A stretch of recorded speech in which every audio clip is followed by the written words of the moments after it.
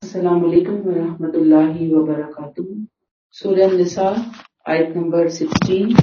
نحمدہ ونصلی علی رسولہ الکریم، اما بعد فاعوذ باللہ من الشیطان الرجیم، بسم اللہ الرحمن الرحیم۔ رب اشرح لی صدری ویسر لی امری واحلل عقدۃ من لسانی یفقہوا قولی ربی زدنی علما۔ واللذانی یأتیانہا منکم فآذوہما، اور جو مرد اور عورت تم میں سے یہ برائی کریں یعنی زنا کریں، انہیں ایذا پہنچاؤ۔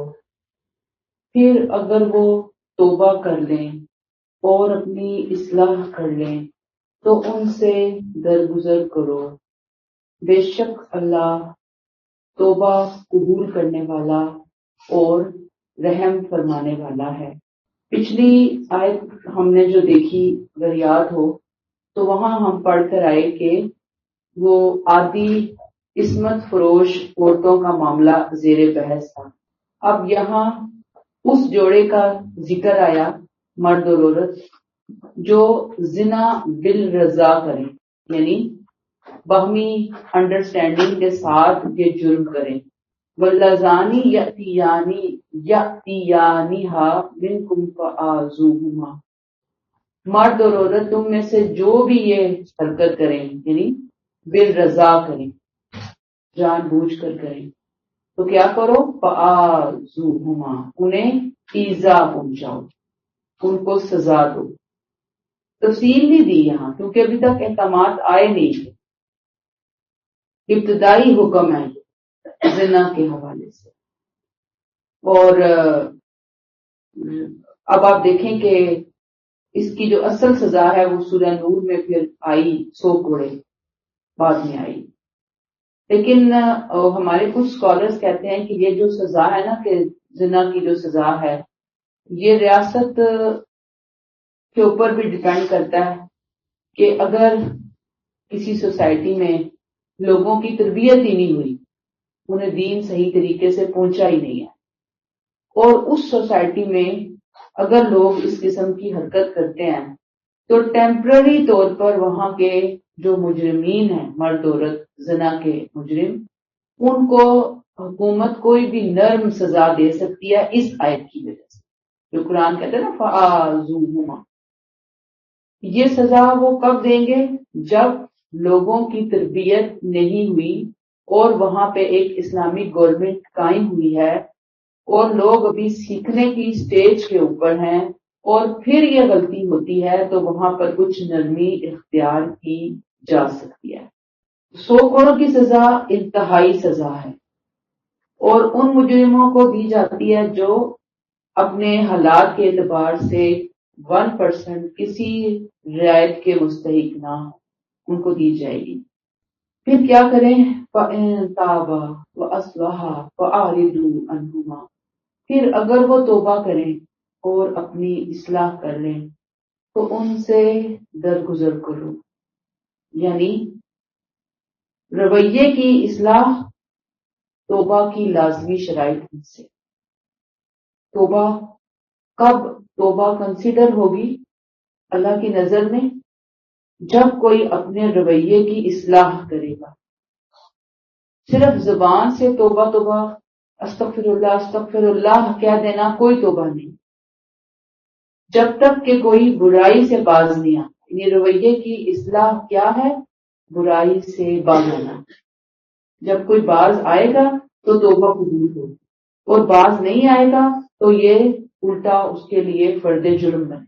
اللہ تعالیٰ فرماتے ہیں ان اللہ کان توابا رحیما، بے شک اللہ توبہ قبول کرنے والا اور رحم فرمانے والا ہے۔ جو صحیح معنوں میں اپنے رویوں کی اصلاح کریں گے اللہ ان کی توبہ قبول کرے گا، ان پر مہربانی کا معاملہ کرے گا۔ اور ظاہری بات ہے اس سے اگر ہم الٹ چلیں تو پھر جو اپنے رویوں کی اصلاح نہیں کریں گے، زبانی توبہ کرتے رہیں گے، ان کی کوئی توبہ اللہ کے ہاں قبول نہیں ہوگی۔ ایسے لوگوں کے لیے نہ اللہ رحیم ہے نہ تواب ہے۔ آیت 17۔ انما التوبۃ علی اللہ للذین یعملون السوء بجہالۃ، لیکن بریکٹ یہ بات البتہ واضح رہنی چاہیے کہ بریکٹ کلوز، یہ جان لو کہ اللہ پر توبہ قبول کرنے کی ذمہ داری انہی لوگوں کے لیے ہے جو اپنے ودن بریکٹ جذبات سے مغلوب ہو کر بریکٹ کلوز نادانی سے گناہ کا ارتکاب کر بیٹھتے ہیں اور پھر جلد ہی توبہ کر لیتے ہیں۔ ایسے ہی لوگوں کی توبہ اللہ قبول کرتا ہے۔ اللہ صاحب علم اور صاحب حکمت ہے۔ یعنی اللہ نے کیا بتایا کہ اللہ کے اوپر کیا ہے، اللہ کن کی توبہ قبول کرتا ہے کہ جو کیا کرتے ہیں، جذبات سے مغلوب ہو کر کوئی غلط کام کر بیٹھتے ہیں، لیکن وہ غلط کام کرنے کے ساتھ ہی توبہ کرتے ہیں۔ یعنی ایک غلطی ہو گئی ان سے، وہ اتنے جذبات کا غلبہ ہوا ان کے اوپر، غلطی ہوئی۔ میں پہلے بھی بتا چکی کہ غلطی کا ہونا نارمل بات ہے، غلطی کا نہ ہونا ایب نارمل، غلطی ہو جاتی ہے، غلطی ہوئی۔ اب غلطی کیا تقاضا کرتی ہے؟ فوراً معافی تلافی کا تقاضا کرتی ہے۔ معافی تلافی کر لی اور اب اللہ تعالیٰ کہتے ہیں میں ان کی توبہ قبول کروں۔ یہاں جو کیا کہا، یہ جو لفظ ہے نا بجہالت، جہالت، اس کا جو معنی ہے، ایک تو معنی ہے نہ جاننا، لا علمی، ایک معنی ہے اس کا جذبات سے مغلوب ہو کر کوئی ظلم یا گناہ کر بیٹھنا، جذبات سے مغلوب ہو کر۔ اور توبہ کتنی اچھی بات ہے، اللہ کتنا پسند کرتے ہیں توبہ کو۔ سورہ زمر میں ہے، اللہ تعالیٰ کہتے ہیں قُلْ يَا عِبَادِيَ الَّذِينَ أَسْرَفُوا عَلَىٰ أَنفُسِهِمْ لَا تَقْنَطُوا مِن رَحْمَتِ اللَّهِ، کہہ دو اے میرے بندو جنہوں نے اپنی جانوں پر زیادتی کی ہے وہ اللہ کی رحمت سے مایوس نہ ہو اور وہ توبہ کریں، وہ اللہ کی طرف رجوع کر لیں۔ پھر نبی کریم صلی اللہ علیہ وسلم کی اس حدیث کو ذہن میں رکھیے کہ ایک بندہ جو صحرا میں نکلا ہوا سفر پہ اور وہ وہاں پر بیٹھا ہے، ریسٹ کر رہا ہے، تو اس کا اونٹ اپنے کھانے پینے سارے سامان کے ساتھ غائب ہو گیا۔ اب اس کو دور دور تک کوئی انسانی آبادی، کھانے پینے کا کوئی سلسلہ نظر نہیں آ رہا، اب صرف اس کو اپنے سامنے موت ہی نظر آ رہی ہے اور موت یقینی نظر آ رہی ہے۔ اور بس پھر وہ اونٹ کا انتظار کرتے کرتے، پھر وہ موت کے انتظار کرتے کرتے وہیں پہ ہی لیٹ جاتا ہے اور کہتا ہے کہ اب تو موت ہی آئے گی۔ اور پھر جب اس کی آنکھ کھلتی ہے تو دیکھتا ہے کہ اونٹ بھی موجود ہے، کھانا پانی بھی موجود ہے اس کے ساتھ۔ تو اس کو وہ اپنا کھویا ہوا اونٹ اس صحرا میں پا کر، اپنا کھانا پا کر کتنی خوشی ہوتی ہے اس بندے کو۔ اللہ کو اپنے بندوں سے جو جہالت سے مغلوب ہو کر گناہ کرتے ہیں، ظلم کر بیٹھتے ہیں اور پھر وہ توبہ کر کے رجوع کر لیتے ہیں، اللہ کو اپنے بندوں کے واپس آنے کی خوشی اس سے زیادہ ہوتی ہے جیسے اس اونٹ کے مالک کو ہوئی۔ اتنی پسند کرتے ہیں اللہ بندے کی واپسی۔ تو آیت کو دوبارہ دیکھیے، انما التوبۃ علی اللہ للذین یعملون السوء بجہالۃ، یہ جان لو کہ اللہ پر توبہ قبول کرنے کی ذمہ داری انہی لوگوں کے لیے ہے جو ودن بریکٹ اپنے جذبات سے مغلوب ہو کر بریکٹ کلوز نادانی سے گناہ کا ارتکاب کر بیٹھتے ہیں، اور پھر ثم یتوبون من قریب، پھر جلد ہی توبہ بھی کر لیتے ہیں۔ توبہ میں اور گناہ میں بہت ٹائم نہیں ہوتا، بہت گیپ نہیں ہوتا۔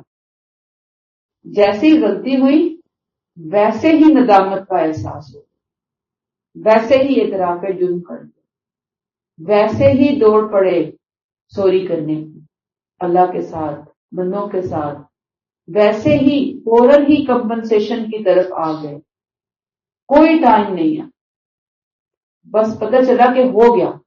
وہ ایک لمحہ تھا، جیسے کوئی تصویر لیتے ہیں تو وہ چیز فلیش کرتی ہے نا لائٹ، وہ لمحہ آتا ہے انسان کی زندگی میں جو انسان کو ڈی ٹریک کر جاتا ہے۔ ہو گیا ڈی ٹریک، نکل گئی زبان سے کوئی بات، کر دی کوئی غلط بات، کر دیا اللہ کو ناراض، کر دیا بندوں کو ناراض. اب کیا ہے, بیٹھے رہو کہ نہیں میں تو نہیں توبہ کرتی, میں تو نہیں سوری کرتی, میں سوری کروں گی تو نیچے ہو جاؤں گی, ڈاؤن ہو جاؤں گی ان سے, یہ لوگ تو میرے سر پہ چڑھ جائیں گے اگر میں نے اپنی غلطی کا اعتراف کر لیا, اور کیوں میں کروں, اور آگے یہ کتنی غلطیاں کرتے ہیں, یہ کوئی سوری کرتے ہیں میرے سے جو میں سوری کروں. نہیں, مجھے تو اپنے آپ کو دیکھنا ہے, مجھے تو اپنے آپ کو دھونا ہے, مجھے تو اپنے آپ کو صاف کرنا ہے. تو اللہ تو انہی کی توبہ قبول کرتے ہیں جو ثم یتوبون من قریب, فوراً توبہ اور غلطی کے درمیان بس اس کو فوراً کیچ کر لے. اللہ فرماتے ہیں فَأُولَٰئِکَ یتوب اللہ علیہم, ایسے ہی لوگوں کی توبہ اللہ قبول کرتا ہے. وَكَانَ اللَّهُ عَلِيمًا حَكِيمًا, اللہ صاحب علم اور صاحب حکمت. اللہ ہمیں توفیق عطا فرمائے کہ اللہ نہ کرے کوئی غلطیاں ہوں, اور ہوتی ہیں, ہم کوئی فرشتے تھوڑی ہیں کہ جو یہ دعویٰ کریں کہ نہیں ہم سے تو کوئی غلطی نہیں ہوتی. وہ تو صرف انبیاء تھے جو غلطیوں سے پاک. ہر انسان غلطی کرتا ہے, تھوڑی کرے یا زیادہ کرے. اسی لیے میں بار بار کہتی ہوں کہ لوگوں کو آئیڈیل مت بنائیے. آئیڈیل بننے کے قابل صرف نبی کریم صلی اللہ علیہ وسلم کی ہستی ہے. ہم تو عام سے انسان ہیں, خطا کار قسم کے بندے ہیں. کوشش کرتے ہیں اپنی طرف سے کہ عمل کو بہتر بنائیں, اپنے رویوں کی اصلاح کریں, لیکن غلطیاں خامیاں ہر بندے میں ہوتی ہیں, اور بس پھر فوراً انسان توبہ کی طرف. 18 وَلَيْسَتِ التَّوْبَةُ لِلَّذِينَ يَعْمَلُونَ السَّيِّئَاتِ, توبہ ان لوگوں کے لیے نہیں ہے جو برابر برائی کرتے چلے جاتے ہیں. غلطی پہ غلطی, غلطی پہ غلطی, کوئی توبہ نہیں, کوئی اصلاح نہیں, کوئی اعتراف جرم نہیں, کوئی ندامت نہیں, کوئی کمپنسیشن نہیں, بس غلطیاں ہی غلطیاں. حَتَّى إِذَا حَضَرَ أَحَدُهُمُ الْمَوْتُ قَالَ إِنِّي تُبْتُ الْآنَ وَلَا الَّذِينَ يَمُوتُونَ وَهُمْ كُفَّارٌ, یہاں تک کہ جب ان میں سے کسی کی موت سر پر آن کھڑی ہوتی ہے, اس وقت وہ کہتا ہے کہ اب میں نے توبہ کر لی. اسی طرح توبہ ان لوگوں کے لیے بھی جو ابھی نہیں جان کے بجائے سزا تیار کر رکھی ہے. اب یہ قرآن مجید کا انتہائی خوبصورت اسلوب ہے کہ خالص قانونی امور کے متعلق ہدایات دیتے وقت جہاں کسی ایسے پہلو کی طرف بات کری جائے کہ جہاں مسلمانوں کے نظریے کو بہتر بنانا مقصود ہو, اس کے کنسپٹ کو بہتر کرنا مقصود ہو, اس کے ایمان اور عمل کو مضبوط کرنا منظور ہو, تو وہاں پھر نصیحت کی جاتی ہے. اب اللہ تعالیٰ نے آیت نمبر 17-18 میں توبہ کا پورا طریقہ, توبہ قبول کیسے ہوگی, وہ کہانی, وہ سٹوری, وہ مقصد, وہ پروسیجر بیان کر, تاکہ مسلمانوں کی اصلاح ہو, مسلمانوں کا کنسپٹ درست ہو, مسلمانوں کا ایمان, ان کا عمل مضبوط ہو, اور مسلمان اللہ کے قریب ہو سکیں, اس کی رحمت, اس کی بخشش, اس کی کرم نوازی کو پا سکیں. اب یہاں پہ کیا کہا, دو طرح کے لوگ ہیں. آیت 17 میں تھے پوری توبہ کرنے کا, آیت 18 میں توبہ کو ڈیلے کرنے کا, توبہ کے بارے میں غفلت اختیار کرنے, توبہ نہ کرنے والے, کفر کی حالت میں ڈوبے رہنے والے. وَلَيْسَتِ التَّوْبَةُ لِلَّذِينَ يَعْمَلُونَ السَّيِّئَاتِ, ان کی توبہ نہیں, برابر برائی کرتے چلے جاتے ہیں. حَتَّى إِذَا حَضَرَ أَحَدُهُمُ الْمَوْتُ, یہاں تک کہ ان میں سے کسی کی موت ان کے سر پر آن کھڑی ہوتی, موت کا وقت آ جاتا ہے. موت کو دیکھ کر کیا کہتے ہیں, قَالَ إِنِّي تُبْتُ الْآنَ, کہتے ہیں اللہ مجھے معاف کر دے, اللہ بخش دے. وہ موت نظر آ گئی, نہیں اللہ تعالیٰ ابھی میری جان نہ لینا, ابھی مجھے بخش دے, مجھے معاف کر دے. یموتون وہم کفار, اور ان ایسے لوگوں کی بھی کوئی توبہ نہیں جو مر گئے اور مرتے دم تک وہ کافر ہی تھے, یعنی انہوں نے اس موت کے فرشتے کو سامنے دیکھ کر بھی توبہ کی کوئی کہانی, کوئی چیز نہیں یاد کی, کوئی ذکر نہیں کیا, بس غلطیاں ہی کرتے رہے, کفر کی حالت میں ہی جان دے دی. اللہ فرماتے ہیں اولئک اعتدنا لهم عذابا الیما, ایسے لوگوں کے لیے تو ہم نے سخت سزا تیار کر رکھی. اب ایک سوال یہاں پہ آتا ہے کہ توبہ جلدی نہیں کی, لیکن موت سے کچھ ٹائم پہلے کر ہی لی، ایسے لوگوں کی توبہ کا کیا ہوگا؟ یاد رکھیے کہ یہ آیت یہاں پر خاموش ایسے لوگوں کے بارے، یعنی توبہ کب کی؟ پوری زندگی نہیں کی، لیکن موت کے فرشتے دیکھ کر بھی نہیں کی، اس سے پہلے ہی کر لی، لیکن تھا آخری ٹائم ہی چل رہا ہے، یعنی بس اس کی موت ہی آنی تھی۔ سپوز کسی نے مہینہ پہلے توبہ کر لی پڑھنے سے، تو اب کیا ہوگا؟ اس کی توبہ قبول ہوگی نہیں ہوگی؟ زیادہ جو قرآن و سنت بتاتی ہے ہمیں کہ توبہ تو قبول ہو جاتی ہے اگر حقوق العباد میں کوئی ایسے گناہ نہیں ہے کہ جن کی کمپنسیشن بہت زیادہ ضروری تھی، تو اللہ تعالیٰ معاف فرمانے والے، اللہ تعالیٰ چاہے تو بڑے بڑے گناہ معاف فرما دے، لیکن بہرحال آیت اس معاملے میں خاموش ہے۔ گویا معاملہ امید اور خوف کے درمیان۔ اللہ تعالیٰ نے یہاں پہ جو ہمیں لیسن دیا وہ یہی ہے کہ گناہ کے فوراً بعد توبہ کی طرف لپکنا چاہیے، ایسا نہ ہو کہ موت کا وقت آ جائے، موت کے وقت کی توبہ قبول نہیں ہوتی۔ تو یہ ہمیں حدیث سے پتہ چلتا ہے کہ موت سے پہلے توبہ قبول نہیں ہوتی، اور دوسرا جب سورج مغرب سے شروع ہوگا اس وقت توبہ قبول نہیں ہوتی۔ اور نبی کریم صلی اللہ علیہ وسلم کا اسوہ ہمارے سامنے ہے کہ آپ دن میں 70 سے 100 بار توبہ کیا کرتے تھے، استغفار کیا کرتے تھے، حالانکہ آپ تو انتہائی بخشے ہوئے انسان تھے، آپ کو ایسی کیا توبہ کی ضرورت پڑی، لیکن آپ پھر بھی اپنے آپ کو اللہ کے سامنے عاجزی کے ساتھ پیش کر کے توبہ استغفار کو اپنا محبوب کلمہ بنائے رکھتے تھے اپنی زندگی۔ تو میرے اور آپ کے لیے تو پھر بدرجہ اولا توبہ کی ضرورت۔ آیت نمبر 19، یا ایھا الذین آمنو، اے اہل ایمان، تمہارے لیے یہ جائز نہیں کہ تم زبردستی عورتوں کے وارث بن بیٹھو، اور یہ بھی جائز نہیں کہ بیویوں کو تنگ کر کے ان کے مال کا کچھ حصہ واپس لینے کی کوشش کرو جو تم انہیں دے چکے ہو، سوائے اس صورت کے کہ وہ کسی کھلی بدکاری کا ارتکاب کریں، اور ان سے بھلے طریقے کا برتاؤ کرو، اس لیے کہ اگر تمہیں وہ پسند نہیں ہے تو ہو سکتا ہے کہ تم کوئی چیز ناپسند کرو اور اللہ اس میں تمہارے لیے بڑی بہتری پیدا کر دے۔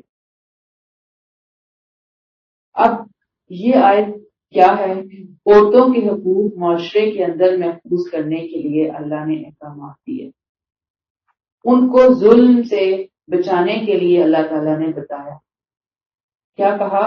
یا ایھا الذین آمنو، اے اہل ایمان، لا یحل لکم ان ترثوا النساء کرہا، تم زبردستی، تمہارے لیے جائز نہیں کہ تم زبردستی عورتوں کے وارث بن جاؤ، ودن بریکٹ کہ ان کی مال جائیداد ہڑپ کر جاؤ۔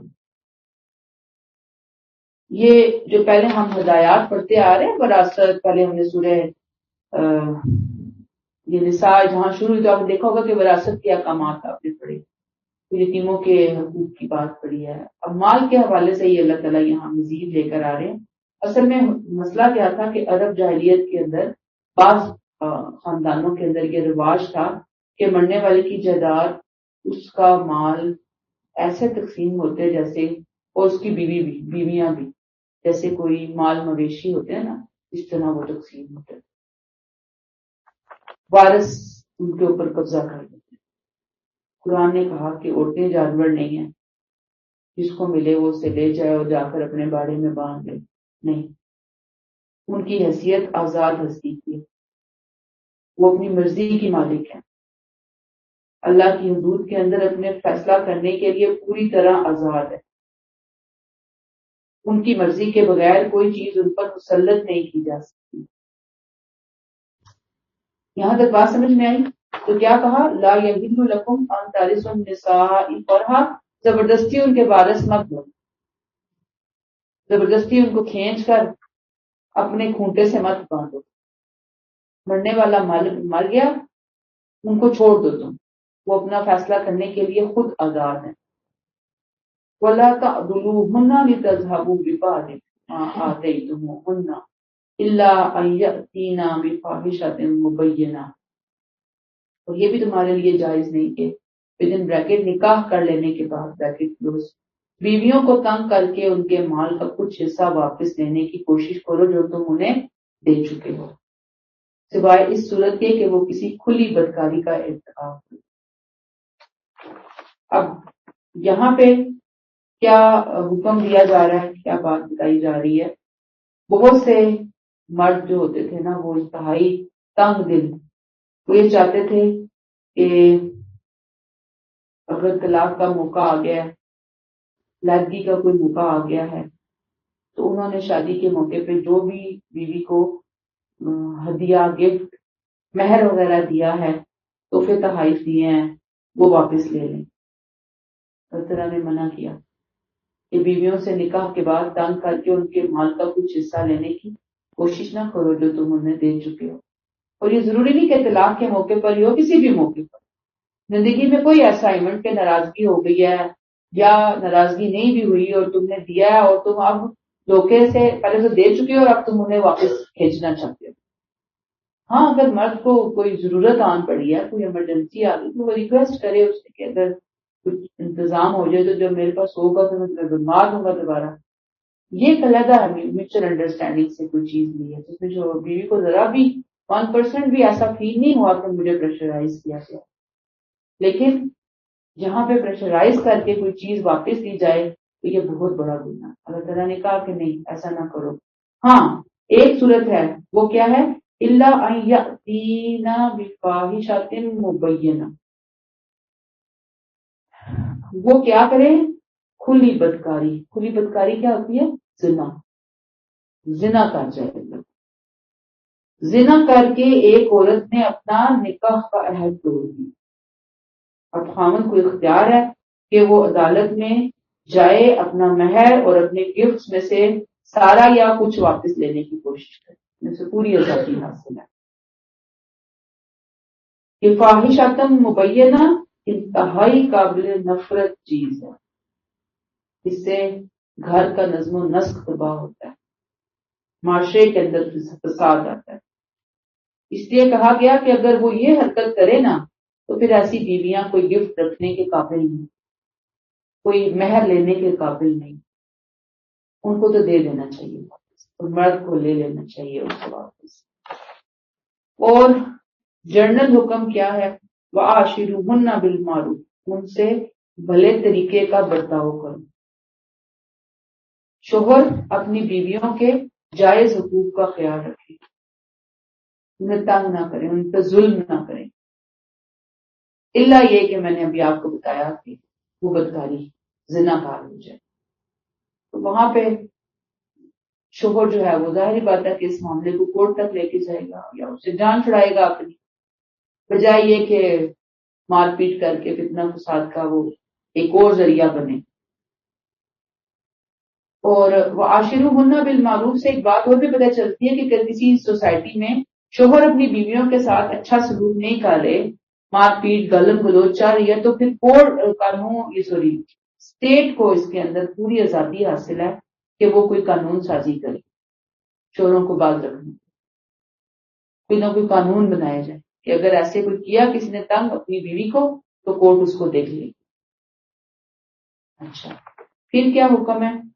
فَإِن كَرِهْتُمُوهُنَّ فَعَسَىٰ أَن تَكْرَهُوا شَيْئًا، اس لیے اگر تمہیں وہ پسند نہیں ہے تو ہو سکتا ہے کہ تم کوئی چیز ناپسند کرو، وَيَجْعَلُ اللَّهُ فِيهِ خَيْرًا كَثِيرًا، اور اللہ اسی میں تمہارے لیے بڑی بہتری پیدا کر دے۔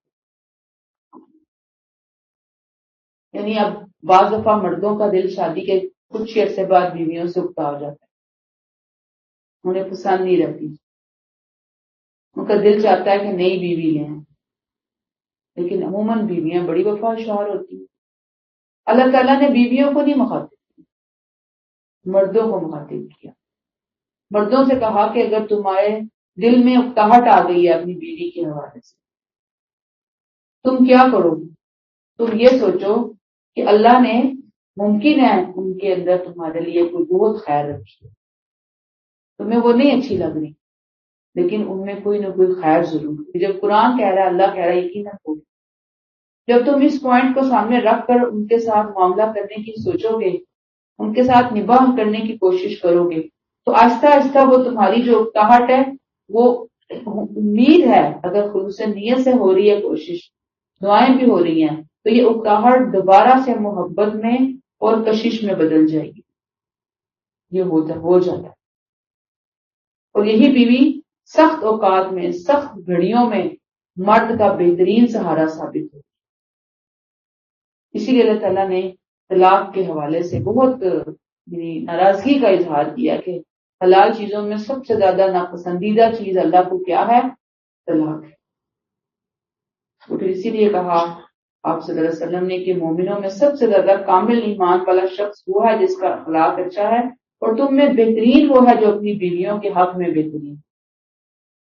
ہمارے ہاں بہترین کو کہا جاتا ہے زنوری، کہ کیا اپنی بیوی کا خیال رکھتا ہے، کہ اس نے کیوں چائے بنا کے دے دی، اس نے کیوں فلاں کام کر کے دے دیا اس کو. دیکھیں یہ تو کوئی بات نہ ہوئی. اگر بیوی کی طبیعت ٹھیک نہیں ہے، یا شوہر کے اندر اسٹیمنا ہمت ہے، بیوی بہت تھک گئی ہے، بیوی کے بہت مسئلے مسائل ہو سکتے ہیں، تو اگر شوہر نے کچھ کر دیا تو اس میں کوئی زن مریدی والی بات نہیں ہے. یہ تو اچھے شوہر کی علامت ہے. بیوی کو اگر شوہر کی کیئر کرنی ہے، فکر کرنی ہے، تو شوہر کو بھی بیوی کی کرنی ہے. اللہ تعالیٰ نے یہاں یہ سینس بتائی. وَإِنْ أَرَدْتُمْ اسْتِبْدَالَ زَوْجٍ مَكَانَ زَوْجٍ، اگر تم ایک بیوی کی جگہ دوسری بیوی لے آنے کا ارادہ کر لو، تو خواہ تم نے ان میں سے کسی ایک کو ڈھیر سارا مال ہی کیوں نہ دیا ہو، پھر بھی اس میں سے کچھ بھی واپس نہ دو. کیا تم بہتان لگا کر اور کھلی ہوئی حق تلفی کر کے اس مال کو واپس لو گے؟ سورہ بقرہ آیت 229 میں بھی ایسی ہی بات ہم سیکھ کر آئے. اور اس سے یہ کلیئر ہو گیا کہ اگر کوئی شخص اپنی بیوی کو، شوہر اپنی بیوی کو کوئی بھی گفٹ دیتا ہے، جویلری ہے، جائیداد ہے، کیش ہے، گھر ہے، کوئی پراپرٹی ہے، ڈریسز ہیں، خواہ کوئی کتنی ہی قیمتی چیزیں ہیں، تحفے کے طور پر اگر دی گئی ہے تو وہ واپس نہیں لے سکتا، منع کیا گیا. وَإِنْ أَرَدْتُمْ اسْتِبْدَالَ زَوْجٍ مَكَانَ زَوْجٍ، اگر بیوی چھوڑ کر دوسری بیوی لا رہے ہو نا، یہاں پہ یہ صورتحال ہے کہ بیوی کو رکھنا نہیں ہے بلکہ اس کو چھوڑنا ہے اور دوسری شادی کرنی ہے. وَآتَيْتُمْ إِحْدَاهُنَّ قِنْطَارًا، اگر تم انہیں قنطار بھی دے چکے ہو. قنطار کہتے ہیں بیل ہوتی ہے نا، جو بیل ہوتا ہے اس کی کھال میں سونا بھر دیا جائے، سونے سے بھرا ہوا بیل، گوشت ہڈیوں کی جگہ. کتنی بڑی اماؤنٹ ہے نا. اگر اتنا بھی دے چکے ہو، قنطار اس کو بولتے ہیں، فلا تأخذوا منه شیئا، اس میں سے کچھ بھی نہیں لو گے. جو دے دیا سو دے دیا. اس کے حوالے سے میں نے ایک حدیث بھی سنائی تھی آپ کو، گفٹ دے کر واپس لینا، جیسے کتے نے کیا کی اور اس کو چاٹا. یہ آپ صلی اللہ علیہ وسلم نے تشریح دیا. اللہ فرماتے ہیں تأخذونہ بہتانا و اسما مبینا، کیا تم عورت پر بریکٹ زنا کا الزام، بریکٹ کلوز، بہتان لگا کر کھلی ہوئی حق تلفی کر کے اسے مال کو واپس لو گے. پیچھے ہم پڑھ کر آئے تھے نا کہ ایک صورت میں شوہر اپنا مال واپس لے سکتا ہے. وہ صورت کیا تھی بھی ہم نے پڑھی؟ وہ زنا کرے، کھلی ہوئی زنا پر گزرے، زنا میں انوالو ہوئی ہے. ٹھیک ہے، عام نافرمانی کی بات نہیں ہوئی، زنا کی بات ہوئی، اجازت ہے. اب چونکہ پتہ چل گیا کہ ایک صورت میں اجازت ہے، اب شوہروں کے پاس ایک ہی آپشن تھا کہ بیوی پہ، معصوم پاکیزہ بیوی پہ زنا کے الزام لگاؤ، تہمت لگاؤ اور اپنا مال لے لو چھپ کر کے ان سے. یہاں پہ اللہ تعالیٰ نے کہا کہ تم واپس لینا چاہتے ہو ان سے، خام خائی بہتان لگا کے، اسمم مبینہ، کھلی ہوئی حق تلفی کر کے. تو اگر کوئی شخص اپنی بیوی پر اس طرح کے جھوٹے الزامات لگا کر اپنا گفٹ اور اپنی چیزیں واپس لینے کی کوشش کرتا ہے تو یہ بہت بڑی جسارت، بہت بڑا گناہ، اجازت نہیں ہے. لیکن ہمارے یہاں کیا ہوتا ہے بتائیں گے آپ؟ الزام لگائے جاتے ہیں نا، اور ایسے ایسے الزام ہوتے ہیں، ایسی ایسی چیزیں ہوتی ہیں. بندہ سوچتا ہے کہ بھی اللہ کو جا کے جواب نہیں دینا، اللہ کی حاضری نہیں ہے، اس طرح کی باتیں کر رہے ہیں آپ. ہاں، 4 پیسے بچانے کی. آیت 21 اس کے ساتھ کی ہے، 20 اور 21 جڑی ہوئی ہے۔ وَكَيْفَ تَأْخُذُونَهُ وَقَدْ أَفْضَىٰ بَعْضُكُمْ إِلَىٰ بَعْضٍ وَأَخَذْنَا مِنْكُم مِّيثَاقًا غَلِيظًا، کس طرح واپس لوگے جبکہ تم ایک دوسرے کے سامنے بے حجاب ہو چکے ہو، اور وہ تم سے بدن بریکٹ نکاح کی صورت میں بریکٹ کلوز مضبوط عہد لے چکی ہیں۔ یہ وقت افضاء کا لفظ میاں بیوی کے ازدواجی تعلقات کے لیے نہایت شائستہ تعبیر، دونوں ایک دوسرے کے لیے بے نقاب ہوئے، ان کے ظاہر باطن کا کوئی گوشہ کوئی پہلو ایک دوسرے سے مخفی نہ رہا۔ اللہ کہتے ہیں وہ کیف تأخذونہ، کیسے لوگے اس کو، وقد افضا بعضکم الی بعض، تم ایک دوسرے کے سامنے بے حجاب ہو چکے، واخذنا منکم میثاقا غلیظا، یہ اخذنا جو ہے نا نکاح ہے، اصل میں قرآن نے اس کو میثاقا غلیظا قرار دیا، یعنی مضبوط اور پختہ عہد، نکاح کے ذریعے جو ایگریمنٹ ہوتا ہے۔ گویا نکاح نام ہی دراصل اس ملنے کا ہے جس میں مستقل برقرار رکھنے کا ارادہ پایا جائے، یعنی اکٹھے رہیں گے، ہمیشہ کے لیے شادی ہے، یہ چند مہینے چند سالوں کے لیے نہیں، چند دنوں کے لیے نہیں ہے۔ اگر نکاح میں یہ ارادہ نہیں ہے نکاح کرتے ہوئے تو وہ نکاح نہیں۔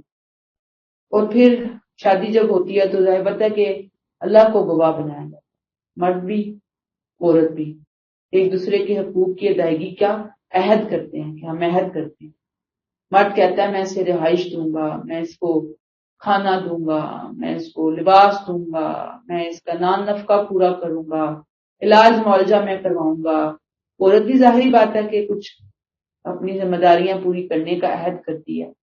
تو اللہ تعالیٰ کہتے ہیں کہ تم ایک دوسرے سے پکے عہد لے چکے، نکاح کے موقع پر ایک دوسرے کے سامنے بے حجاب ہو چکے، اتنے فائدے تم نے اٹھا لیے ایک دوسرے سے، اب کس طرح تم کو گفٹ واپس لینا چاہتے ہو، اس سے دیے ہوئے گفٹ، اس کی اجازت ہی نہیں ہے۔ یاد رکھنا ہے یہاں پر کہ مرد عورت کا تعلق کچے دھاگے کی طرح نہیں ہوتا، بلکہ ایک مضبوط ڈور کی طرح ہوتا ہے۔ نہ مرد کے لیے بلا جواز اس سے فرار کی گنجائش ہے، نہ عورت کے لیے۔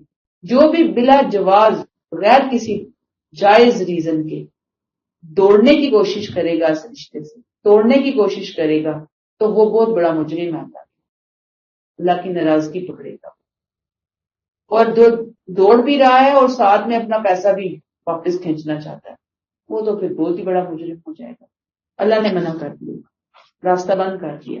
آیت نمبر 22 وَلَا تَنكِحُوا مَا نَكَحَ آبَاؤُكُم مِّنَ النِّسَاءِ، جن عورتوں سے تمہارے باپ نکاح کر چکے ہیں ان سے ہرگز نکاح نہ کرو، اگر جو پہلے ہو چکا تو ہو چکا۔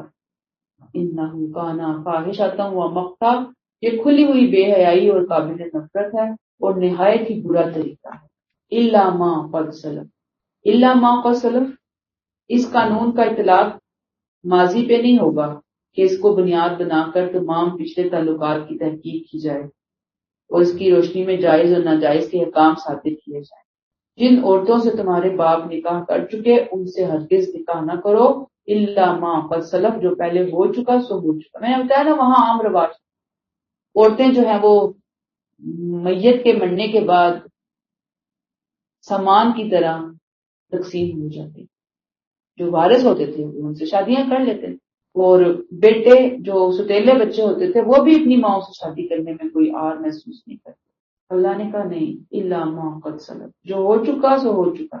اب جو پہلے ہو گیا، اب یہ نہ سوچو کہ اچھا یہ تو غلط ہوا ہوا ہے، اب جو ہوا ہوا وہ ہوا ہوا، یعنی اس سوسائٹی میں لوگ رہ رہے تھے نا، اب جو کر چکے سو کر چکے، اب وہ گڑے مردے نہ ہو، کھڑو آگے چلو، آگے دیکھو، آئندہ نہیں ہونا چاہیے۔ اگر کوئی کرتا ہے یہ کام، یہ اللہ کی نظر میں ستیلی ماؤں کے ساتھ شادی، انہو کانا فاحشۃ و مقتا، یہ کھلی ہوئی بے حیائی اور قابل نفرت چیز ہے۔ دیکھیں زنا کے لیے صرف لفظ آتا ہے فاحشۃ، اور فاحشۃ مبینہ تھا نا پیچھے پڑھ کر آئے، یہاں فاحشۃ و مقتا کے لفظ آیا۔ مقتا بدترین قابل نفرت برائی کی بات ہے، یعنی زنا ہے ہی بہت بری برائی، لیکن باپ کی بیوی سے، باپ کی بیوہ سے، باپ کی متعلقہ سے شادی کرنا اس سے بھی بدترین برائی، یعنی زنا سے بھی اگلی اسٹیج پہ چلا جاتا ہے یہ جرم، اس کی ڈگری جو ہے نا بڑھ جاتی ہے۔ اس برائی کا رواج میں نے آپ کو بتایا کہ عربوں کے بعض طبقوں میں تھا، اور اس کا بے حیا اور قابل نفرت ہونا عرب کے شرفا مانتے تھے۔ شریف لوگوں کو پتا تھا یہ غلط ہے، لیکن عام لوگ وہاں پہ کچھ کرنے والے تھے اس طرح کی حرکت۔ قرآن نے آ کر بتا دیا کہ نہیں، یہ نہیں ہو سکتا، وسا سبیلا، اور یہ نہایت ہی برا طریقہ ہے۔ پھر آگے 3 آیات آئی ہیں، اس میں رشتوں کی فہرست بتا دی گئی کہ اسلام نے بتا دیا کہ یہ وہ رشتے ہیں کہ جہاں جنسی رغبت کا نام و نشان بھی نہیں ہونا چاہیے مرد کے دل میں ان خواتین کے بارے، یا خواتین اس مرد کے بارے میں نہیں رکھیں گی کچھ۔ یہاں پہ ان آیات کو پڑھنے سے پہلے ہم کچھ وضاحتیں دیکھ لیتے ہیں۔ ایک یہ کہ ان رشتوں میں سگے اور ستیلے کی کوئی کا فرق نہیں ہے، کیا سگے کیا ستیلے، اللہ نے ایک ہی پلڑے میں رکھا ہے ان رشتوں کو۔ دوسرا، ماں کے لفظ میں باپ کی ماں، ماں کی ماں، بیٹی کے لفظ میں پوتی اور نواسی بھی شامل۔ تیسری بات، نانا کی بہن، دادی کی بہن بھی اس میں شامل ہیں، پھپھی اور خالہ بھی اس میں شامل ہیں۔ دین نے یہ کلیئر کر دی ہے بات۔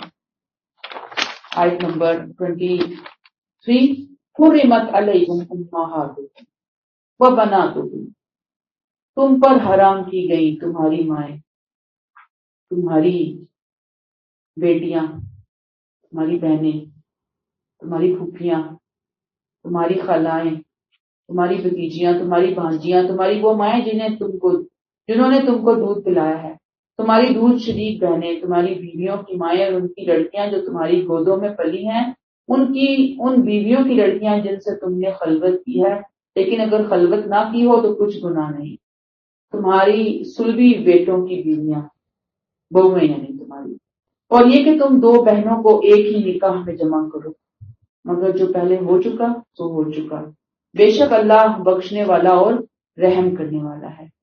پہلے ہم پڑھ کر آئے پچھلی آیت میں کہ باپ کی منکوحہ سے، متعلقہ سے شادی، بیوہ سے شادی نہیں کرنی، حرام ہے۔ مزید اللہ نے بتا دیا کہ معاشرے کے اندر جو گندگیاں، برائیاں ہیں وہ کھل کر سامنے آ جائے، کیا کرنا ہے اور کیا نہیں کرنا۔ حرمت والے چند رشتوں کی ابدی لسٹ فراہم کی گئی۔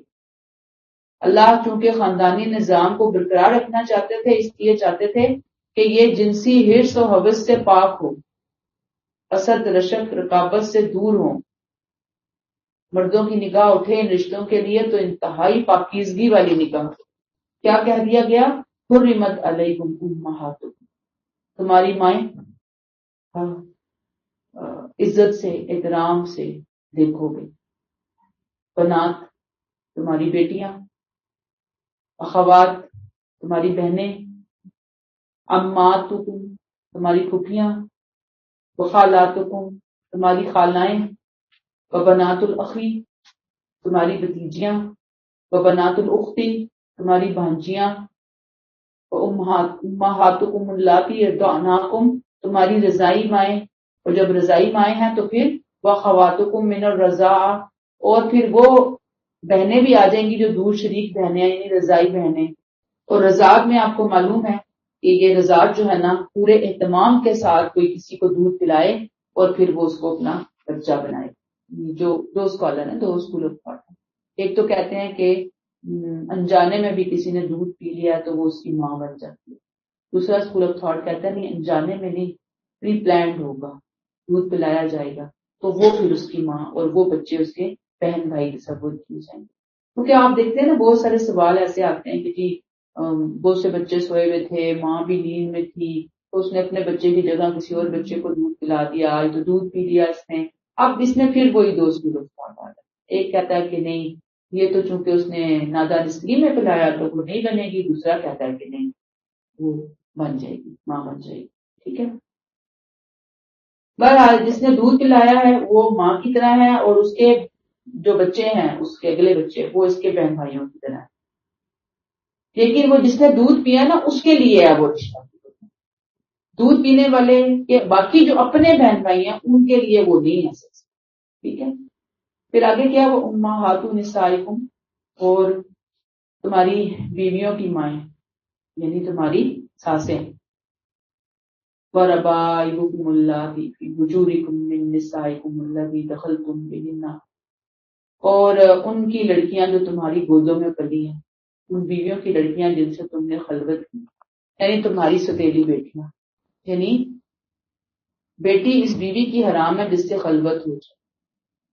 اب اس کی بیٹی سے وہ تم اپنے وہ گھر لے آئی اپنی بیٹی کو، پچھلے شوہر کی بچی ہے، اب تمہاری وہ بیوی بن گئی، تو اب اس کی بیٹی بھی تمہارے لیے حرام، اس کی طرف بھی نہیں دیکھو. اور اسی میں ہی پھر وہ جو ہے نا آگے کیا آئے گا، فَإِن لَمْ تَكُونُوا دَخَلْتُمْ بِهِنَّ فَلَا جُنَاحَ عَلَيْكُمْ. ہاں اگر صرف نکاح ہوا، رخصتی ہی نہیں ہوئی، تو پھر وہ جو لڑکیاں تھیں ان کے ساتھ شادی ہو سکتی ہے. وَحَلَائِلُ أَبْنَائِكُمُ الَّذِينَ مِنْ أَصْلَابِكُمْ، تمہاری سلبی بیٹوں کی بیویاں یعنی تمہاری بہویں. بہو کی حرمت یہ بھی آ جاتی ہے، منہ بولے بیٹے کی بیوی نہیں اس میں شامل ہوتی، یہ سمجھ آ گئی. اور اس میں مزید جو حرمت آئی ہے وہ کیا ہے، وَأَن تَجْمَعُوا بَيْنَ الْأُخْتَيْنِ إِلَّا مَا قَدْ سَلَفَ، اور یہ کہ تم دو بہنوں کو ایک ہی نکاح میں جمع کر دو، إِلَّا مَا قَدْ سَلَفَ، مگر جو پہلے ہو چکا سو ہو چکا. یعنی دو بہنیں یا بیوی کی بہن، سالی، بھانجی اور بھتیجی، یہ سب حرمت اسی کے اندر آئے گی. کچھ حدیث سے آئے گی اور کچھ قرآن کی اس روشنی کے اندر آئے گی. اور دو بہنوں کو اکٹھا کرنا بھی، پھر دیکھیں نا جو بھی کریں جیلسی ہوتی ہے رشتوں کے اندر، سوکنوں کے اندر. تو اللہ تعالیٰ کو پسند نہیں آیا کہ دو بہنوں کے درمیان رشتہ خراب ہو سوکن ہونے کی وجہ سے، اس نے منع کر دیا اللہ تعالیٰ نے. ان اللہ کان غفور الرحیم، بے شک اللہ کون ہے، بخشنے والے اور رحم کرنے والے. لے ہوگی بات. یہ پارہ ختم ہو گیا الحمدللہ ہمارا.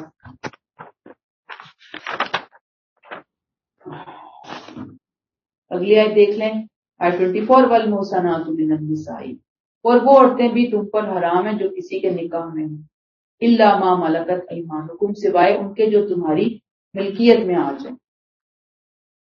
کتب اللہ علیکم، یہ اللہ کا قانون ہے جو اس نے تم پر لازم کر دیا ہے. محسنات احسان سے نکلا ہے. احسان الف ہے، سواد الف ہے، سین الف نہیں ہے. احسان کسی شے کو اپنی حفاظت اور حمایت میں لینا. اس میں وہ عورتیں جو کسی کے قید نکاح میں یعنی کسی اور کی بیٹیاں. اس سے مراد یہ ہے کہ پہلے ذکر کی گئی محرمات کی فہرست میں وہ عورتیں بھی شامل ہیں جو دوسروں کی بیویاں ہیں، کیونکہ دوسرے کی بیوی ایٹ اے ٹائم دوسرے کی اور کسی اور کی بیوی نہیں رہ سکتی، ایک ہی کی بیوی اس نے رہنا ہے. والمحصنات من النساء، وہ عورتیں بھی حرام جو کسی اور کے نکاح میں، الا ما ملکت ایمانکم، سوائے ان کے جو تمہاری ملکیت میں آ جائیں. ملکیت میں آ جائیں یعنی لونڈیاں، جب وہ کسی سے وہ یا لونڈیاں بن گئی یعنی وہ پہلے آزاد تھیں، خاندانی عورتیں تھیں، اپنے شوہروں کے ساتھ تھیں، پھر وہ لونڈی بنا لی گئی، اب ان کا پہلا نکاح آٹومیٹکلی اللہ کی نظر میں کینسل ہو گیا. یہ اس زمانے کا قانون ہے جسے یعنی قرآن سے پہلے کا قانون ہے، قرآن نے اسے باقی رکھا ہے. گویا قیدی عورتیں اگر چاہتی تو پکڑے جانے کے بعد کسی بھی شخص سے نکاح کر سکتی تھی، پہلے شوہر سے طلاق لینے کی ضرورت نہیں. اللہ نے ان کے لیے ایک لا بنا دیا، قانون بنا دیا. اور کیا کہا، وَأُحِلَّ لَكُم مَّا وَرَاءَ ذَلِكُمْ أَن تَبْتَغُوا بِأَمْوَالِكُم مُحْسِنِينَ غَيْرَ مُسَافِحِينَ، ان کا مہر ادا کر کے بیٹھ کلوز اپنے مال کے ذریعے سے انہیں حاصل کرنا تمہارے لیے حلال ہے، اس شرط کے ساتھ کہ تم پاک دامن رہنے والے ہو، نہ کہ بدکاری کرنے والے. میری بریکٹ اس سے پہلے اگر مہر ادا نہیں کیا یعنی مہر ادا کرنا ہے ان لوگوں کا، مہر کے ساتھ یہ نکاح ہوگا. لونڈی بھی آئی ہے مہر کے ساتھ. پھر آگے ہدایت کی گئی کہ اگر اس سے پہلے کسی عورت کا مہر ادا نہیں کیا تو اس کا مہر فوراً ادا کیا جائے. جیسے میں نے آپ کو بتایا نا کہ مہر کیا ہے، اصل میں مرد کی طرف سے یہ اعلان ہوتا ہے کہ نان نفقے کی ذمہ داریاں اس نے اٹھانی، علامتی ٹوکن ہے. اسی لیے اس مہر کے لیے صدقہ اور اجور کا لفظ استعمال ہوا. اور جیسے نکاح ہوتا تھا یا نکاح کا خطبہ ہوتا تھا، یہ حق مہر بھی ایک قدیم سنت ہے جو نبی کریم صلی اللہ علیہ وسلم کی آمد سے پہلے بھی عربوں میں رائج تھی. ایون بائبل میں بھی اس کا ذکر مہر کی حیثیت سے ہوا. تو کیا کہا؟ وَأُحِلَّ لَكُم مَّا وَرَاءَ ذَلِكُمْ، اس کے علاوہ اپنے مال کے ذریعے انہیں حاصل کرنا تمہارے لیے حلال ہے. ان تبتغوا بِأَمْوَالِكُمْ مُحْسِنِينَ غَيْرَ مُسَافِحِينَ، تم پاک دامن رہنے والے ہو نہ کہ بدکاری کرنے والے. یعنی نکاح کا مقصد کیا ہے؟ پاک دامنی اختیار کرنا. اسی لیے میں آپ کو بتا چکی کہ کوئی زانیہ کسی زانی سے اور کوئی زانی کسی عفیفہ سے، یعنی کہ زانیہ کسی پاک دامن مرد سے اور زانی کسی پاک دامن عورت سے شادی نہ کرے تو بہتر ہے. تو یہ تو شادی ہے ہی پاک دامنی کے لیے. ہاں الا یہ کہ کسی کا معاملہ عدالت میں پہنچا ہی نہیں اور اس نے اپنے آپ کو توبہ استغفار کر لی تو پھر اللہ تعالیٰ اس کو معاف کرنے والے ہیں، اللہ بخش دے. اب یہاں پہ جو احسان کی شرط لگائی ہے نا نکاح کی، وہ اسی لیے ہی ہے کہ نکاح جو ہے نا وہ بدکاری سے بچاتا ہے، احسان آتا ہے. ایک مرد ایک عورت کو سنجیدہ ارادے کے ساتھ زندگی بھر اپنے بندھن میں باندھتا ہے. اور یہ احسان نہیں ہے کہ آپ کسی سے تھوڑی دیر کے لیے شادی کریں اور پھر اس کو چھوڑ دیں. متاع وغیرہ ہوتا ہے، اس کی اسلام میں کوئی حیثیت نہیں. اس شادی کے بارے میں اسکالرز نے بڑی اچھی مثال دی کہ یہ ایسے ہے کہ جیسے کوئی واش روم جاتا ہے، ٹوائلٹ جاتا ہے اپنی ضروریات سے فارغ ہونے کے لیے، تو وہ تھوڑی دیر کے لیے گیا اور واپس آ گیا. تو یہ جو عارضی نکاح ہے اس کی حیثیت نہیں، اس کی اسلام میں ضرورت نہیں ہے. اسلام نے تو منع کیا کہ متاع وغیرہ ہوتا نہیں کیا جائے گا، اجازت ہی نہیں ہے. یہاں تک بات سمجھ میں آ گئی آپ کو؟ اچھا جی، پھر کیا کہا اللہ تعالیٰ نے؟ فَمَسْتَمْتَعْتُمْ بِهِ مِنْهُنَّ فَآتُوهُنَّ أُجُورَهُنَّ فَرِيضَةً، پھر جو فائدہ تم ان سے اٹھاؤ اس کے صلے میں ان کا مہر بطور فرض ادا کرو. فائدہ بھی نہیں، بیوی بنا کے لائے ہو نا، تو ان کا مہر ادا کرو. ان اللہ کان علیما حکیما، بے شک اللہ علم اور حکمت والا ہے. اس کے علاوہ پھر تم پر کوئی گناہ نہیں. بہرحال شادی ایک فطری ضرورت ہے. ہم کچھ اس کو سم اپ کریں گے. اس کی کچھ لمیٹیشنز ہیں، باؤنڈری والز ہیں، ممنوع علاقے ہیں. مہر دے کر کوئی بندہ فیملی بنائے گا، پھر اس کے علاوہ کہ فیملی کو بنانا ہے عیش و عشرت کے لیے نہیں بلکہ فیملی کے لیے بنانا ہے. فیملی کو اسلام میں شادی خواہشات کو پورا کرنے کا نام نہیں، صرف ذمہ داری قبول کرنے کا نام ہے، خاندان بنانے کا نام ہے. اور یہاں پیچھے بھی پڑھ کر آئے کہ ایک جو انسان کا بچہ ہوتا ہے اسے بڑے لمبے عرصے تک کیئر کی ضرورت ہوتی ہے، حفاظت کی ضرورت ہوتی ہے، جبکہ جانوروں کے بچوں کو ضرورت نہیں ہوتی. فیملی لائف کو کے قوانین اس لیے بنائے گئے ہیں کہ گھر بنے، فیملی بنے، وہ پھر بچے پلیں بڑھیں، آگے بڑھیں، پھر ان کی شادیاں ہوں، پھر وہ ایک اگلی نسل کی ذمہ داری اٹھائیں. اللہ یہ چاہتے ہیں. لیکن اگر ہم اس کو مردوں کے لیے یا عورتوں کے لیے ایک سیکس آبجیکٹ بنا دیں تو پھر یہ سیکس آبجیکٹ شادی کی حدوں سے باہر نکل. مقصد کیا ہوگا؟ اپنی خواہش پوری کرو، وہ ذمہ داری کوئی نہ. بچے ہو جاتے ہیں تو یا ان کو باشن مار دو ان کو، تو یا ان کو اٹھا کے مرنے کے لیے یتیم خانوں کے اندر چھوڑ دو. اسلام نہیں اس بات کی اجازت دیتا. اسلام کہتا ہے کہ نہیں، خاندانی نظام کو مضبوط بنانا ہے.